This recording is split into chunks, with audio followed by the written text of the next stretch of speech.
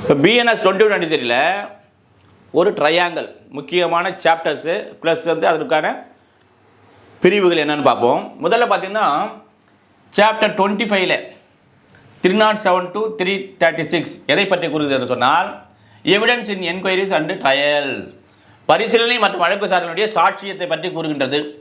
அடுத்து சாப்டர் 26 பார்த்தீங்கன்னா 337 to 366 இதெல்லாம் சொல்கிறது பொதுவான பிரிவுகள், எதை பற்றி பரிசீலனை மற்றும் வழக்கு விசாரணை பற்றிய பிரிவுகள்.